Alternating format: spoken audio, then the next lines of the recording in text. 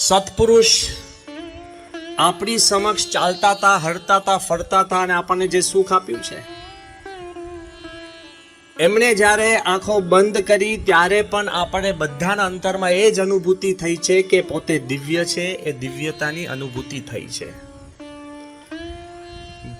પરમ પૂજ્ય મોરારી બાપુ પણ જ્યારે પધાર્યા સ્વામીશ્રીની અંતિમ આરતી કરવા, અને એ કર્યા પછી એમણે આપણને કેવળ નહીં, જગ જાહેર જનમેદનીને એમણે વાત કરી કે અત્યાર સુધી મારા જીવનકાળ દરમિયાન કોટ અનકોટ હું આપને કરું છું કે ઘણા સંત મહાત્માઓની વાતો સાંભળી છે, કરી છે, મળ્યા છે અને બધા જ પ્રભાવશાળી છે.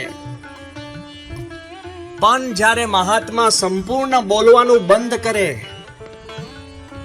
ત્યારે આપોઆપ લાખો માણસો ઉમટે એમના દર્શન કરવા. એવા મહાત્મા મેં જોયા હોય તો આ પ્રથમ પ્રમુખ સ્વામી મહારાજ છે. Not a word. અત્યાર સુધી આપણે આમ માનતા હતા કે સ્વામીએ કાર્ય કર્યું એટલે સ્વામી મહાન, ક્રિયા કરી એટલે સ્વામી મહાન, સ્વામી દ્રષ્ટિ કરે છે એટલે સ્વામી મહાન, સ્વામી આપણે સંકલ્પ પૂરા કરે છે સ્વામી મહાન.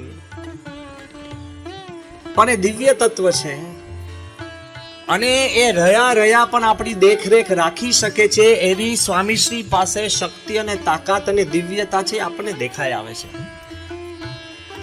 અમદાવાદની અંદર જ આપણે અમદાવાદમાં બેઠા છે, કેટલા પ્રસંગોની સ્મૃતિ આપણી પાસે છે. પૂજા કરતા હોય, બાળકો જોડે પ્રશ્નોત્તરી સ્વામી કરતા હોય, ફુગ્ગાથી સ્વામીને આપણે રમતા જોયા છે. વરસાદ પડ્યો હોય તો સામાન્ય ધોધની અંદર સ્નાન કરતા જોયા છે, સ્વામીને પ્રદક્ષિણા કરતા જોયા છે, સ્વામીને વોકિંગ કરતા જોયા છે. યાદ હોય જ્યારે અક્ષરપીઠના માળમાં સ્વામી જ્યારે વોકિંગ કરતા ત્યારે આ તમે બેઠા છો, નીચેનો ચોક આખો ભરાઈ જતો.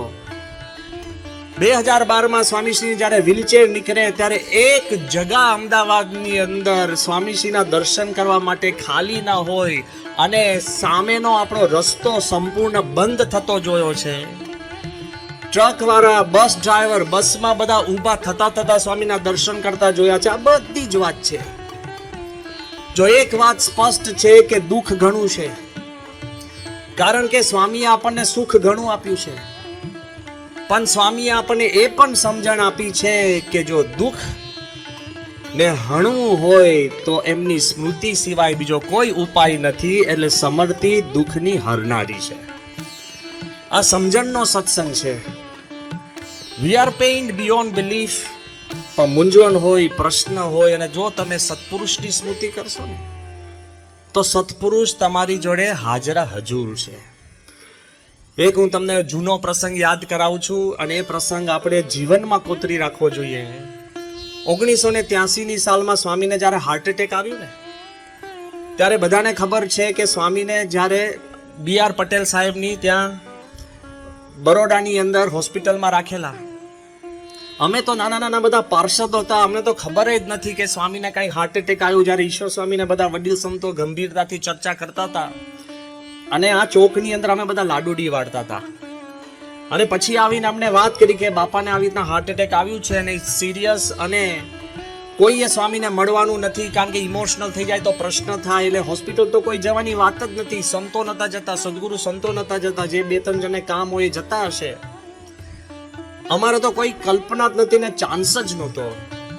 પણ અમે બધા પાર્ષદોએ ભેગા થઈને એક કૃષ્ણ સ્વરૂપ સ્વામી પાસે જઈને એક પેઇન્ટિંગ કરીને એક કાર્ડ બનાવ્યું હતું, ગેટ વેલ ઇમિડિયેટલી. નાનું કાર્ડ પેઇન્ટ કરીને આખું સિલ્વર ગેટ વેલ સૂન કાર્ડ આવે ને, કારણ કે અમે બધા 15, 17, 16, 18 વર્ષના બધા નાના પાર્ષદો હતા.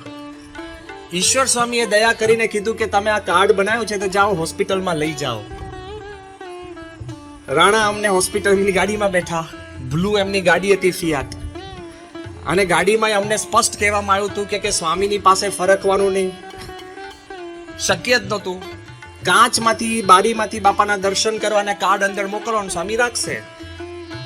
આ હું સ્મૃતિ એટલે કહું છું કે આમાં એક પરમેનન્ટ સોર્સ ઓફ ઇન્સ્પિરેશન છે.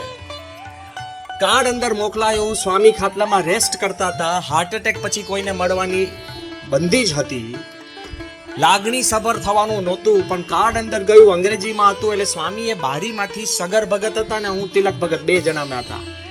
સ્વામી કે આ નાના પાર્ષદો આવે છે, અંદર બોલાવો. એટલે નિયમ ઉલ્લંઘન કરીને જવાનું થયું.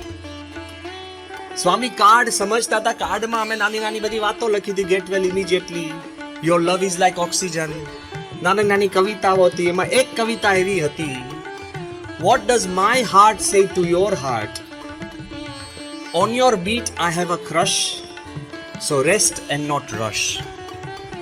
મારું હૃદય આપના હૃદયને શું કહે છે કે તમારા ધબકારો પર અમને પ્રેમ છે, આપ આરામ કરો, દોડધામ નહીં. આવું ભાવાર્થ કહું છું ગુજરાતીમાં.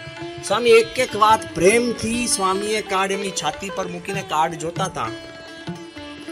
અને પછી તરત વારો થઈ ગયો એટલે બધા અમને કે જાઓ બારે બધા. એટલે અમે પદાર્થ બધા બારે નીકળી ગયા, કારણ કે પાર્ષદ હતા, કોઈ હેસિયત હતી નહીં, બારે જતા. એમાં બી.આર. પટેલ આવ્યા. સ્વામી ફરી બોલાવ્યા. સ્વામી કે બી.આર. પટેલને આ સમજાવો. એલો બીજી વાર, ટ્વાઇસ એન્ટ્રી. અને મને યાદ છે કે એ પત્યું ને પછી બાપાએ નજીક બોલાવ્યા. ખાટલામાં સૂતા છે, હાર્ટ એટેક આવી ગયું છે થોડાક દિવસ પહેલા જ.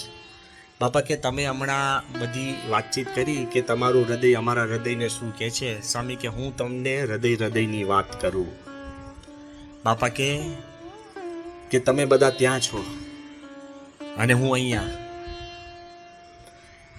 તમે અમને યાદ કરો અને અમે તમને યાદ કરીએ, એ આપણા હૃદયની વાત છે. એમ કહીને બાપા ઈશ્વર સ્વામી, આત્મસ્વરૂપ સ્વામી, આનંદ સ્વામી અને સુખદેવ ભગત, એમ ભગતોથી માંડીને જેટલા નામ સ્વામી બોલતા ગયા. અને પછી બાપા કે એમાં અંતર ના રહે. આજે મારે એટલી જ વાત આગ્રહ કરીને આપણે સ્મૃતિ કરવી જોઈએ કે આપણે બાપાની સ્મૃતિ કરીએ અને બાપા આપણને અખંડ યાદ કરતા જ હોય છે. તો આપણે વી ટ્રાન્સેન્ડ જ્યોગ્રાફી, પ્લેસ, પરિસ્થિતિની પર થઈ જઈએ છીએ, દુઃખની પર થઈ જઈએ છીએ અને સત્પુરુષની આપણે નજીક પહોંચી શકીએ છીએ. એવી સ્મૃતિની અંદર તાકાત છે. આજે પણ બાપા જોડે આપણે વાત કરવી હોય તો દિલથી તમે બાપાનો કોઈ પણ પ્રસંગ નિહાળ્યો હોય, તમે સ્મૃતિ કરશો, એ 100% હાજર થશે. એવી દિવ્ય શક્તિ સ્વામીના છે. આ તમે ને હું આપણે વાત કરીએ એ વાત નહીં. જ્યારે ડોક્ટર કલામે બાપાને આગ્રહ કર્યો કે તમે ગમે તેમ કરીને રાષ્ટ્રપતિ ભવનની અંદર પધરામણી કરો અને 700 સંતો જોડે, અને સ્વામી કહ્યું કે આપણે એવું નથી કરવું. અને પ્રમુખ સ્વામીએ જ્યારે કલામ સાહેબને કહ્યું કે સાહેબ તમે મને જ્યારે જ્યારે યાદ કરશો ત્યારે હું તમારી સાથે રાષ્ટ્રપતિ ભવનમાં છું જ. અને કલામ સાહેબ એમની પુસ્તકમાં ને અવારનવાર અમને કહ્યું છે કે જ્યારે જ્યારે મેં સ્મૃતિ કરી હોય, શ્રીલંકામાં હોઉં ને કોન્ફરન્સમાં યાદ કર્યો તો મને અહેસાસ થયો છે કે પ્રમુખ સ્વામી સાથે છે.